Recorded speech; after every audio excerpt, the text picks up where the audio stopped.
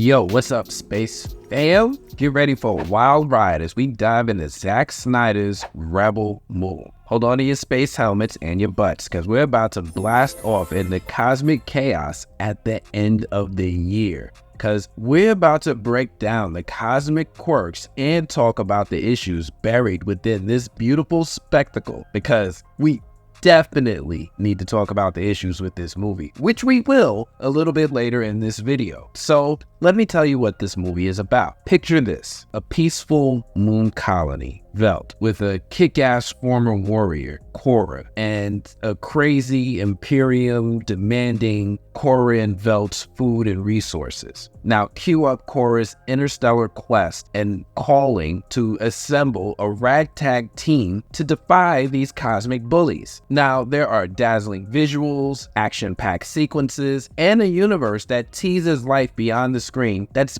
begging to be explored. It's like a space opera on steroids, full of eye candy and some truly jaw-dropping moments. So before we get to the bad, let's start off with diving into the good.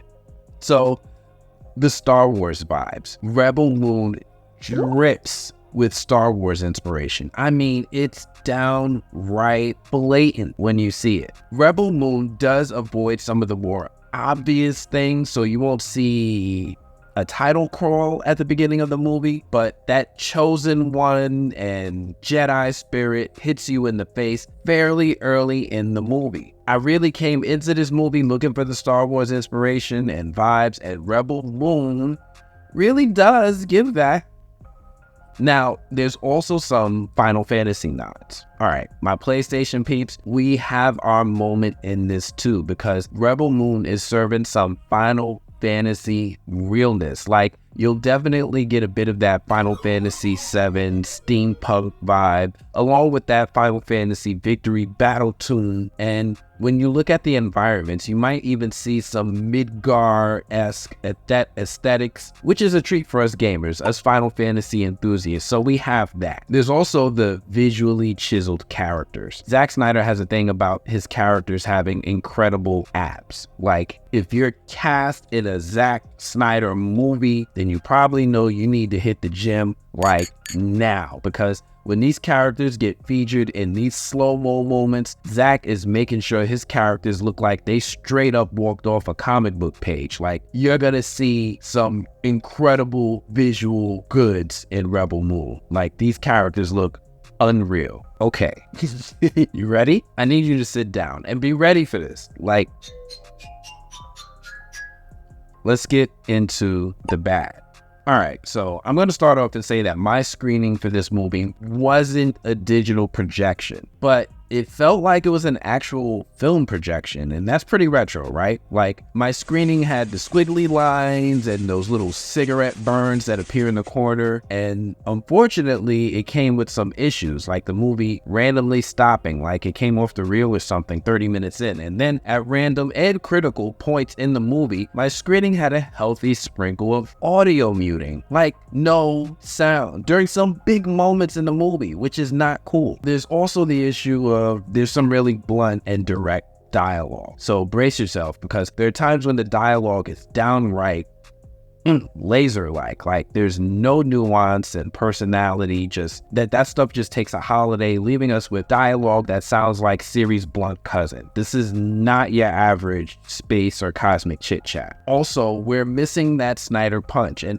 it's one of my biggest disappointments, is walking away with the feeling that the action scenes lack that Snyder oomph. Like, I want to see a visceral spectacle when I see a Zack Snyder movie hit the slow-mo button for an action scene to start. I mean, the slow-mo is still visually impressive and it's there, but I get the feeling that the action itself is lacking an overall ferocity, and that's disappointing.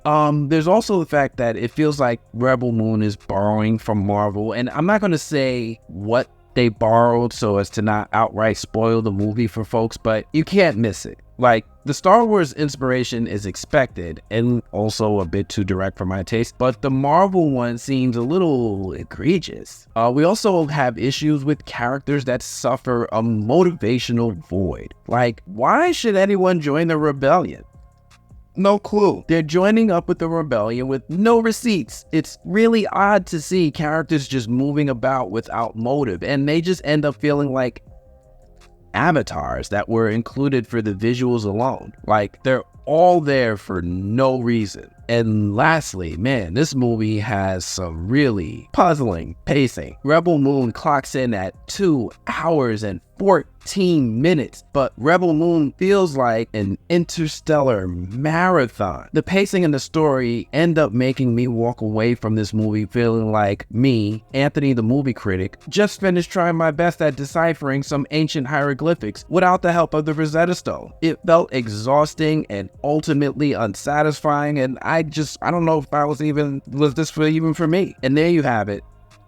People, Space Squad, Rebel Moon is like ordering a plate of dazzling spectacle with a side of interstellar confusion. Will the extended version be the cosmic savior? Only time will tell. In the meantime, I am giving Rebel Moon a Child of Fire of 5 out of 10. Feel free to hit the link in my description for my full written review, and let me know what you guys think of this movie after you watch it in the comments. Do you agree? Was this Zack Snyder's miss, or did you love the movie and you want to debate? Let me know in the comments. Hit that subscribe button, smash that like button, keep reaching for the stars. Until next time, I'm gonna check you all later. Peace.